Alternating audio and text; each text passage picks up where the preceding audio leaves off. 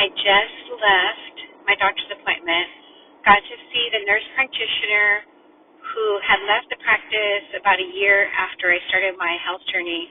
She was the one who believed in me and approved me being able to get on Mounjaro. And she said she would kick my butt, she would stay on me, and she had me come in every single month to make sure. She's like, I'm going to be hard on you.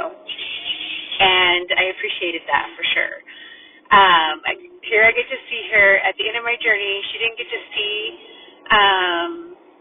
like the last couple years because she started working in a different practice, and I'm so happy that she's back. And then she kicked my butt and said, okay, I'm going to be hard on you. You have been canceling your annual physical appointments. And I was like, what? Like, I don't remember them scheduling annual appointments and then me canceling them. So that part kind of shocked me. Like, I've had two different PAs, and I like to see the PA. My husband sees the doctor from this office, and I see the PAs. I don't know. They're females. I feel like I get a different quality. I don't know. But anyway. So I scheduled my annual physical. So I got to do some blood tests and all that kind of stuff. And, I'm not afraid of it anymore because I know it's going to look good. And I was telling her about my journey and how a year ago, whenever I decided, and at the time the philosophy was, let's titrate down and get off of the Mounjaro or any GLP-1. Use your lifestyle changes that you've been learning to keep the weight off.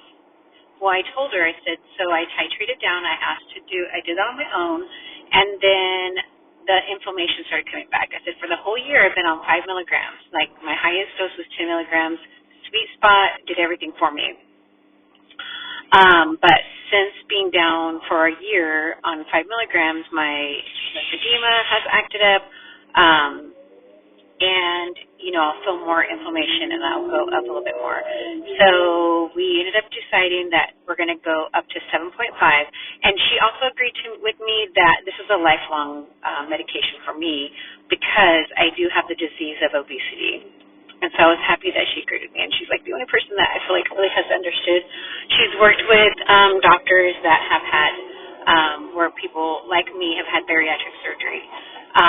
So, you can see from history that what happens. I lose 100 pounds, I gain 100 pounds. So we're going to make sure this time I will not be going through that again. So that's why I like to weigh every day. I know some people, including my daughter, thinks that can be extreme, but for me, it gives me data. It keeps me in check. There was a time in my life where I went 3 months without, it could have been more than 3 months, without weighing myself, and when I got on the scale, I was shocked at how much I had gained, at 40 pounds or something crazy. There's such pretty trees around here.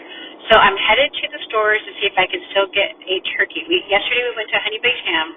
We were in Fresno, which is a city 2 hours north of us, for my grandson's checkup, and so there's a video on here where I'm walking upstairs, and that's where it all began.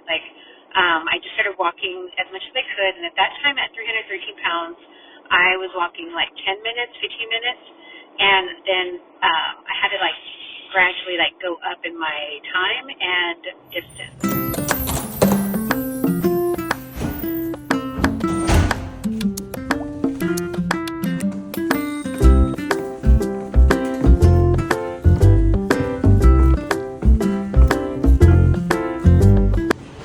This does not get old. I left the doctor's office and then I thought, you know what, I'm going to go back in there and go to the bathroom and walk up those stairs.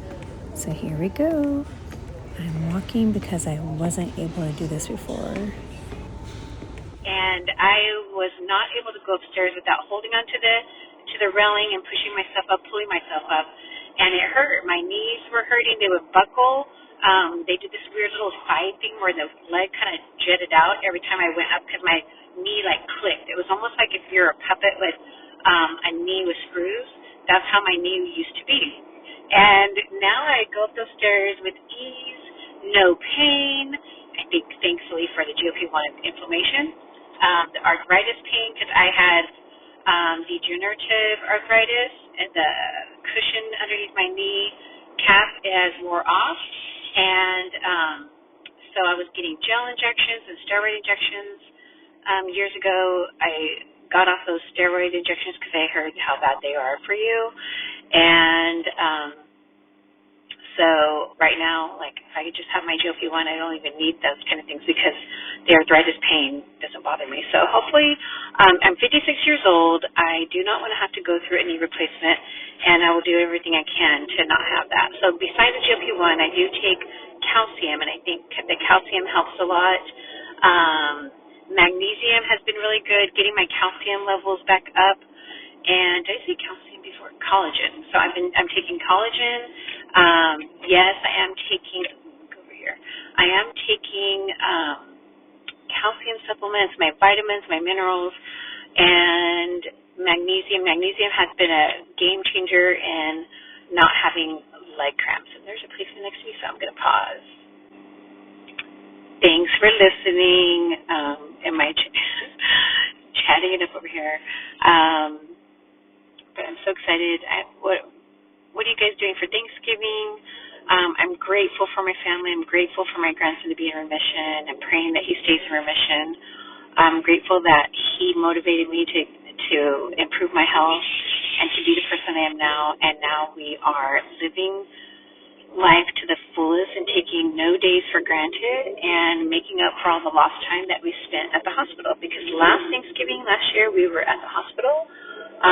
One of his bones got infected and was dying. It was decayed inside his right femur due to 2 years of chemo. And he's been off chemo for about 1 year. I think next month is 1 year. And we're planning on going back to ringing the bell that says no more chemo. So prayers that he stays in remission. He needs to be in remission for 5 years. No other cancers, please, Lord. Nothing else. We just cannot take that stress again.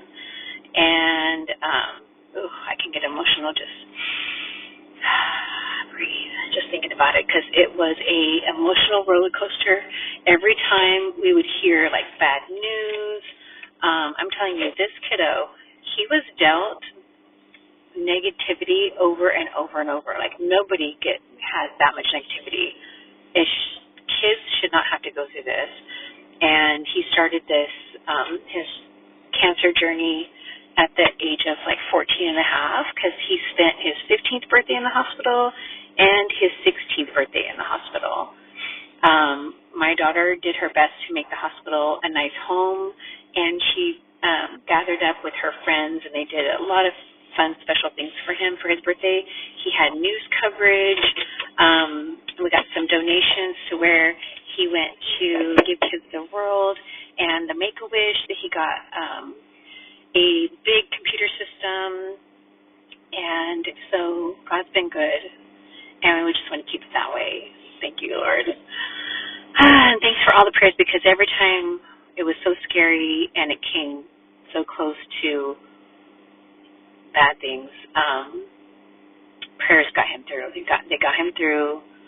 The worst part was the pneumonia, not pneumonia, bronchitis. I don't know, he was having some breathing issues, and that was the scariest part. All right, guys, so I'm going to go into Nordstrom Rack just real quick and just see what they have. And I gotta Oh my gosh, look at this. I can't believe all the things that we got. This needs to be like something for groceries for a whole week, and that's full. I've been cooking. Oh, I did go to Costco as well.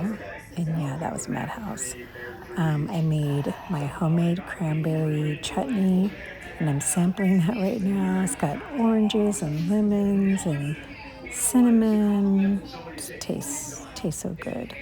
And some organic sugar, like pure cane sugar or something like that. Not too much, just a cup for a huge container. All right, so we're on the swing. I'm on the swing, and it's time to relax.